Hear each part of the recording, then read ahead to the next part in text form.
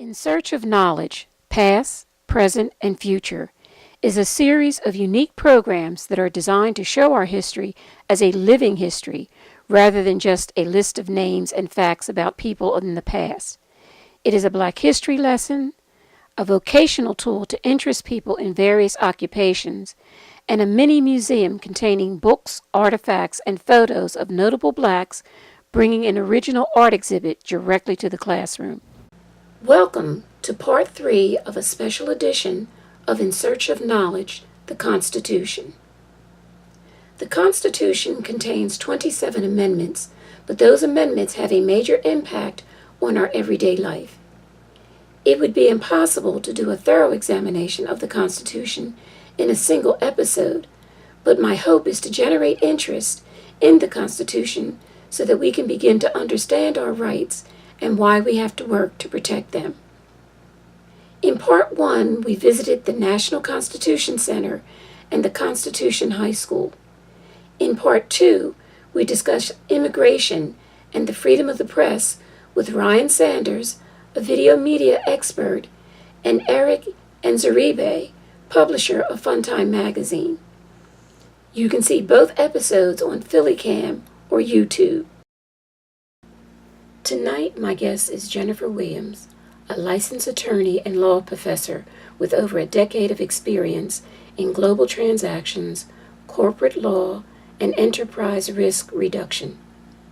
Ms. Williams is very active in addressing issues related to social justice and minority empowerment through her membership in numerous organizations, including the African American Chamber of Commerce, the Respect Alliance, and I Love Black-Owned Businesses. Jennifer, you said that the Constitution impacts on the law that you're doing. Can you explain a little bit more how that impacts on the fields that you've discussed? Overall, and as everyday citizens, but specifically to business owners, there can be challenges in expressing your rights.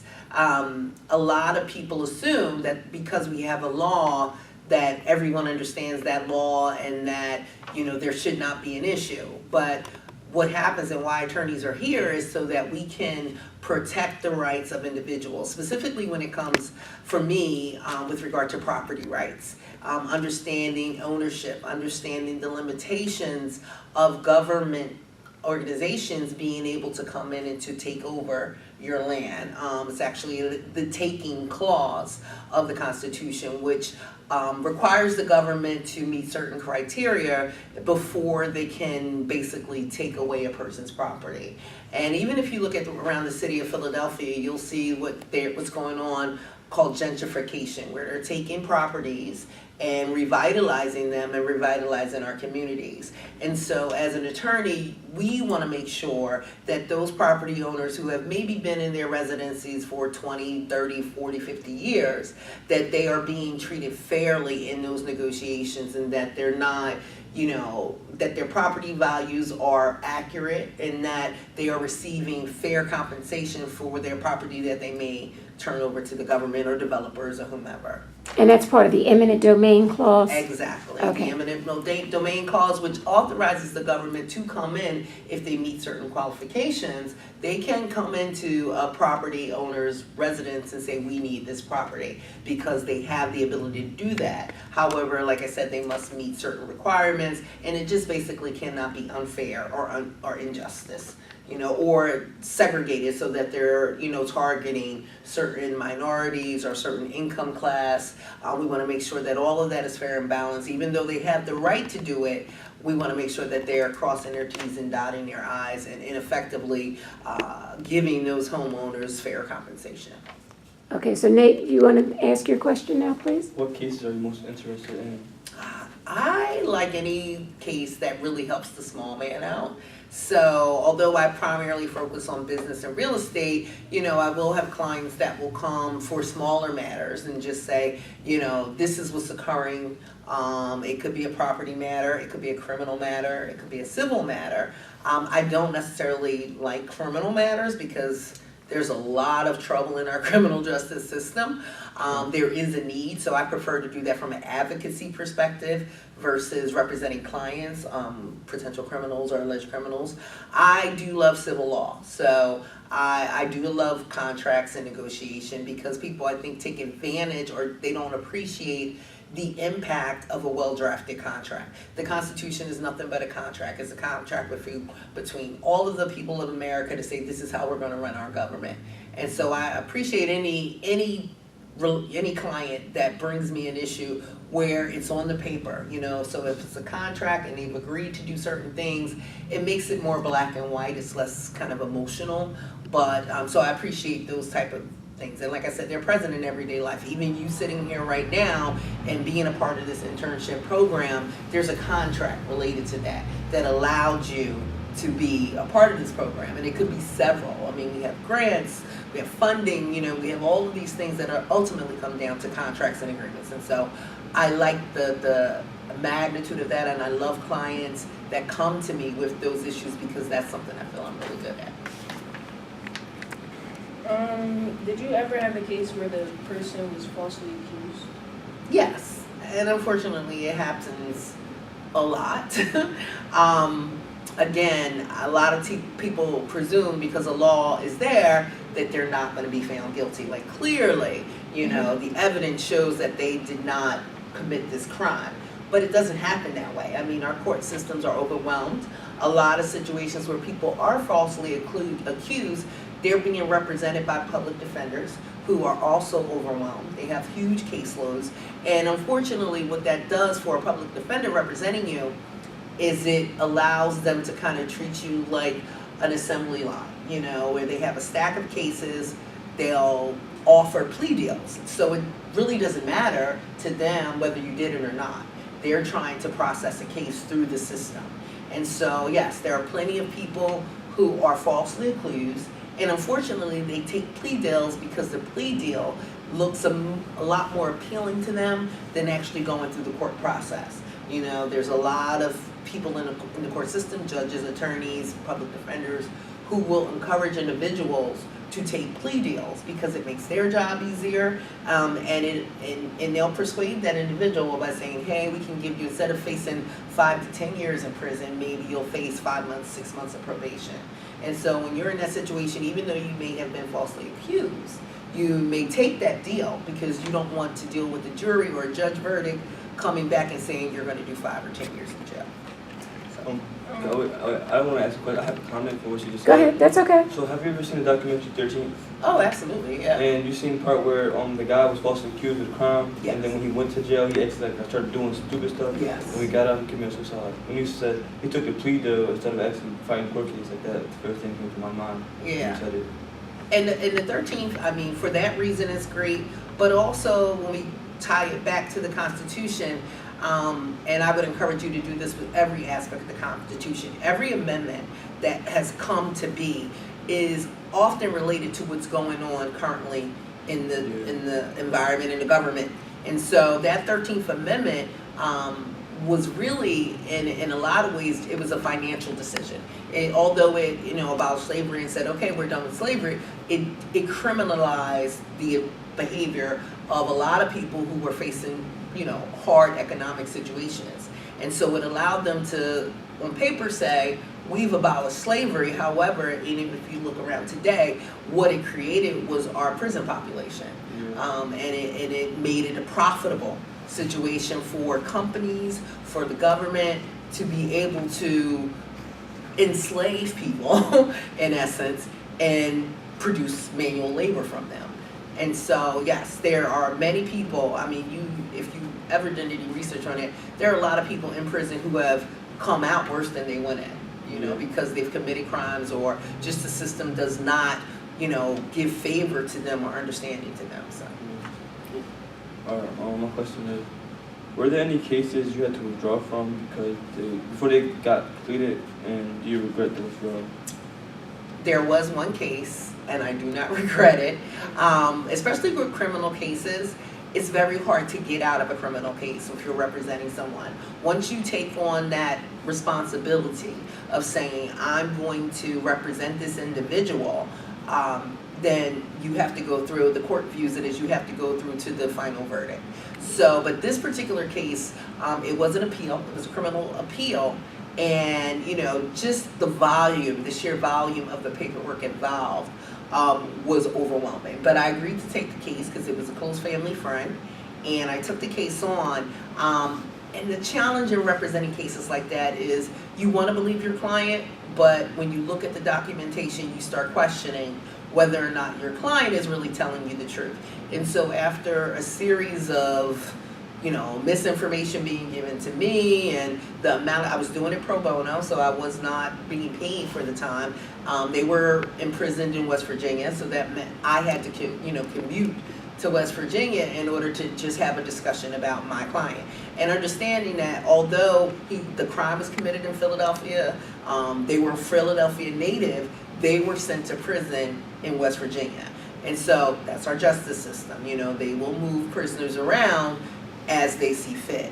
And so it was an 8-hour ride for me to go visit my client. And so that burden, plus the fact that I didn't necessarily trust what my client was saying to me, I had to withdraw from the case. Like I said, it took a long time, several motions to the court, but eventually they were able to allow me out of the case. And of course my client, the client at the time was not happy about that because they were able to get free counsel that wasn't like a public defender. However, it was in my best interest to protect my integrity as an attorney, and also just like I said, the overwhelming requirements of me traveling in order to communicate with them. So, Jennifer, one of the things that I learned about you after we met was the fact that you were a law professor. yes. And I was even able to sit in on one of your classes, which was a great experience. But tell us, why did you decide to become a law professor? I love teaching. Overall, I mean, to me, yes, you can represent clients and you can, make a good income doing that. But I have this philosophy called reaching back, and all of us are students at one point in time. And so I wanted to make an impact that would be meaningful in teaching, that it wouldn't be like a run-of-the-mill dry law class. And some of the classes I teach can be dry, but I felt like my personality would bring something to the course that would allow people to kind of grasp it, and it would stay and resonate with them. And so I love teaching. Like, one of my goals is when I retire just to teach, So how long have you been a lawyer? I've been a lawyer 10 years in July, And how long have you been a law professor? 7 years. And I know that I sat in on a class on ethics, which was Yes. very interesting to find out that your values are very much part of who you are as an attorney. Yes. So you covered quite a few philosophers, and you had a great discussion about that. But what type of law do you prefer to teach, and what do you enjoy most about teaching? I think you said a little bit, Yeah. but what kind of law do you like to teach? Do you prefer the business end? Do you prefer the ethics? That's such a hard question because, I mean, I love, when I first started teaching, I only taught contracts and business law. And so I developed a passion for that because it was what I did every day as an employee, but as an attorney, but it was also an opportunity to educate people on really how contracts impact us and in our business, in our everyday life, and so that was great. But as I expanded what I began to teach, courses like ethics, courses like humanities, public speaking, they're all enjoyable, because they all offer a different aspect of teaching. And so I like that variety. But if I was forced to pick a class, I would probably say ethics is the one I actually do like the most, because it expands people's self-knowledge. It allows them to say, you may have a strong belief in something, but have you challenged that belief? And as an attorney, I love challenging thoughts and processes and law, because that's what we're here for. Law is not stagnant. As we evolve, our communities evolve, and our law has to evolve, and our way of thinking. I mean, I'm sure 30, 50 years ago, people would not believe that being a homosexual will be something that's accepted in society. But because our society has changed, we have laws that protect them as well.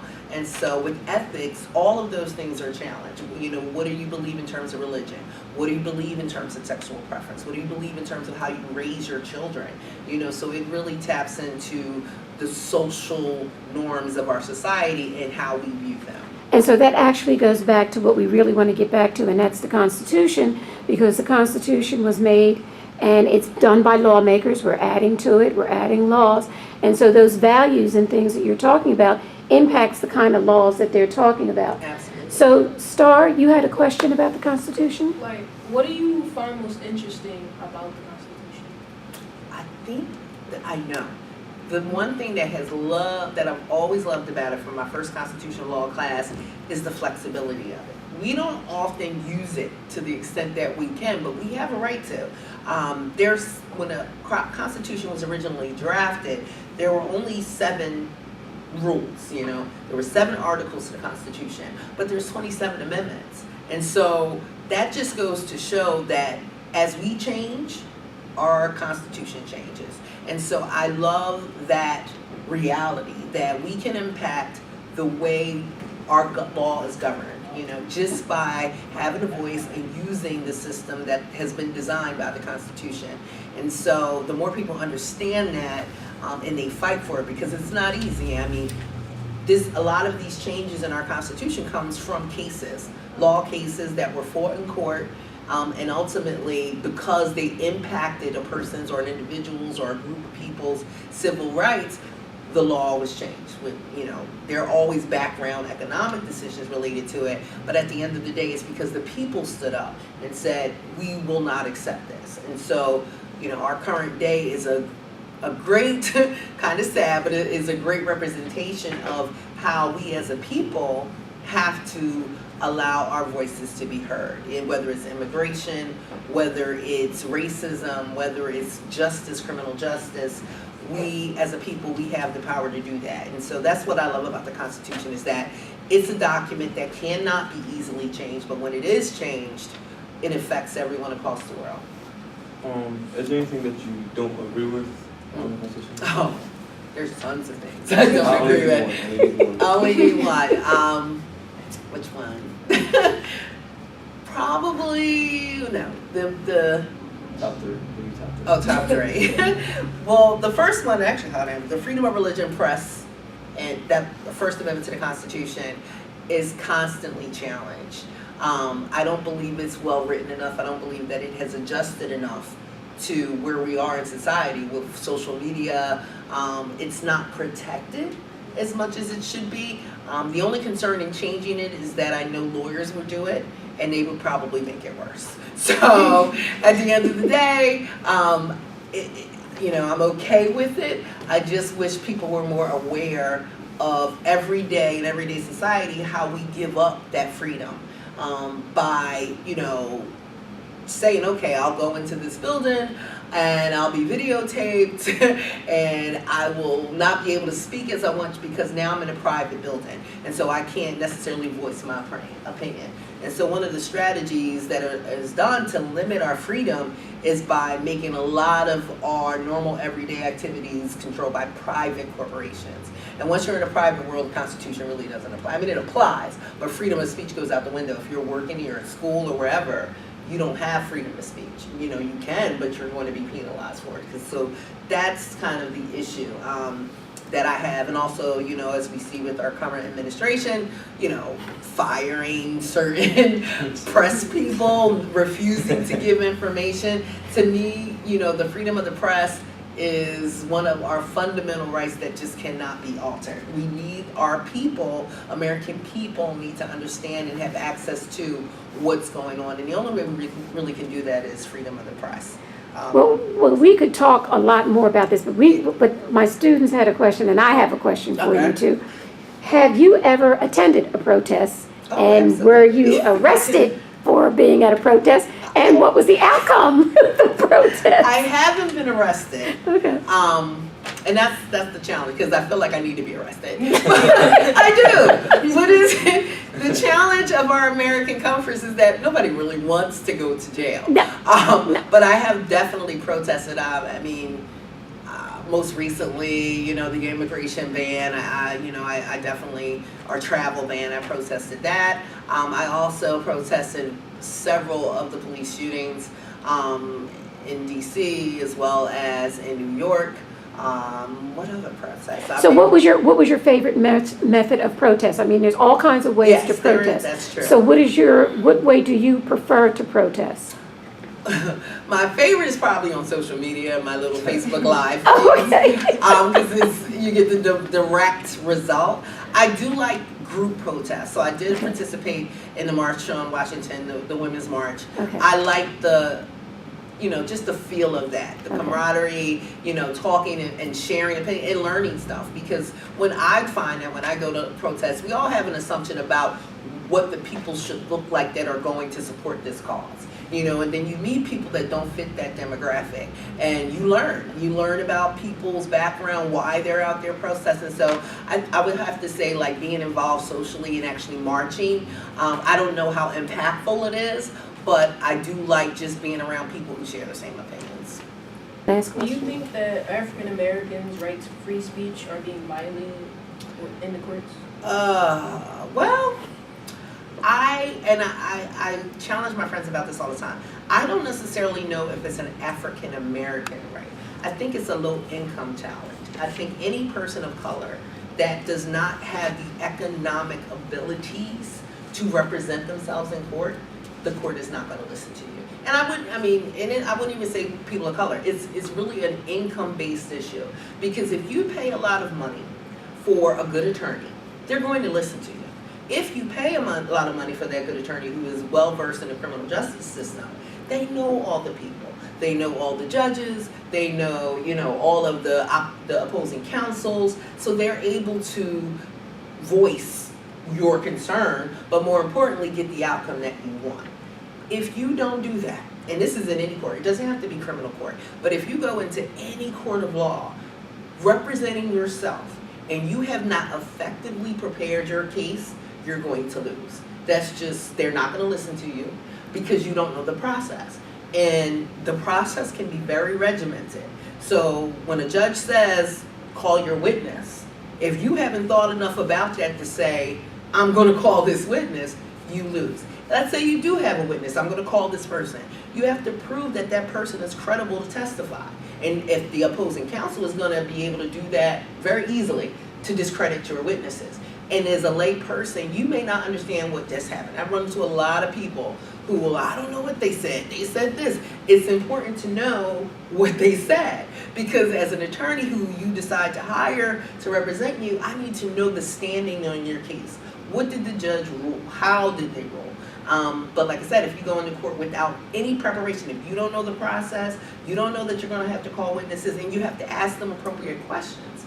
Because if you question them, based on hearsay, well, didn't somebody tell you this? The other counsel is going to object, and they're going to say you can't get that testimony in. And so as an individual, you're going to feel like I'm not being able to be heard, but you're not being able to be heard because you're not following the process, and no judge wants to sit and teach you the process. So the old expression, ignorance of the law is not bliss, is very serious consequences when you're going to court. And that's why I don't represent myself a lot of times in court, because I learned very early on in a child custody matter, I tried to represent myself, and it was before I went to law school. One of the reasons I went to law school, because I didn't know the process. All I knew was that I wanted custody of my child. And they told them, no, can't do this. And so I wound up losing custody and having an appeal, just because I didn't know the process, because I thought that my passion and commitment and my income and everything would be enough, but I didn't get to present that evidence because I didn't know how to present it to the court. So we're almost out of time, but Jennifer, I just want to go back to one thing that drew us together to work on this, the fact that the Constitution impacts our life on a daily basis, and the fact that that so many people, and we have another episode that we deal with the immigration issue, but we also talked about how many people are eager to come into this country because of the rights that are provided by us. So just one final thought of because we both agreed that the country is much more active now since Trump has been in office. We're seeing activity and groups coming together and working for our rights, fighting for our rights in a way that hasn't been done in decades. So just your final thoughts on the value of the Constitution and what we need to do as citizens to make sure we maintain that. The first thing I would always say is educate yourself as much as you can. You could never have too much education on our history, how we got here, but more importantly, where we want to go. How do we get there? There's a blueprint. This is not, new wave stuff. There is a blueprint for making change. So education is very important. Voting is vital. And knowing, who you're voting for locally, every local election, because that builds into the national elections, so you want to make sure that you do that as well. Definitely vote. When you turn 18, register, vote.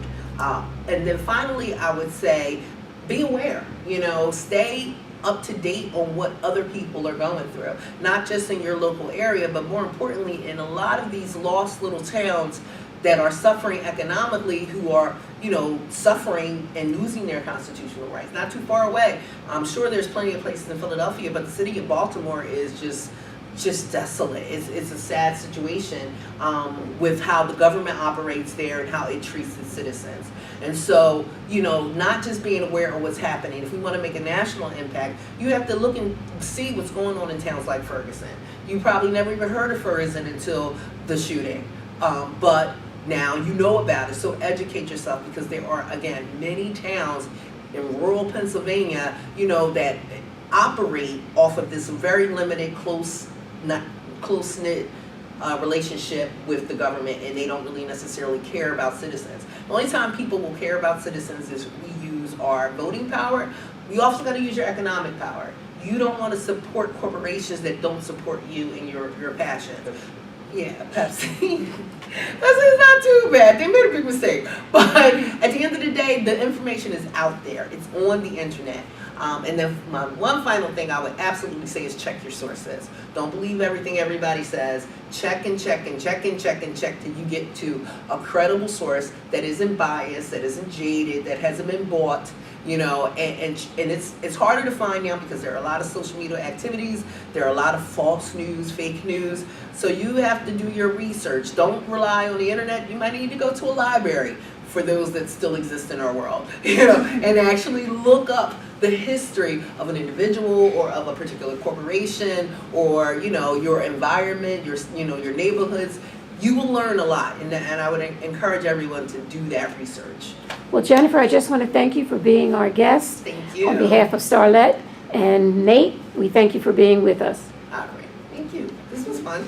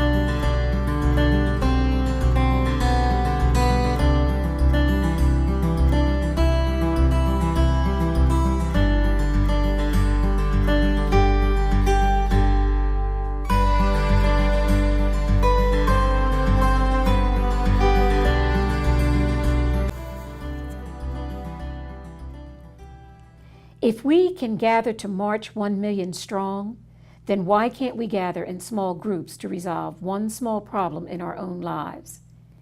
If we can spend millions of dollars on anything and everything, then why can't we put money aside as individuals or a group to accomplish one small financial goal?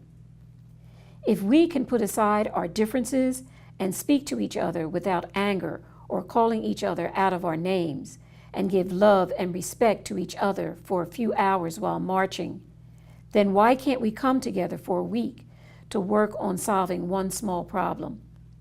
When we recognize that we have to begin the most important undertaking in our history of saving ourselves, our children, and our communities, that in order to survive in the 21st century, we have to focus our time and energy on loving ourselves for ourselves, then we are marching more than 1 million strong.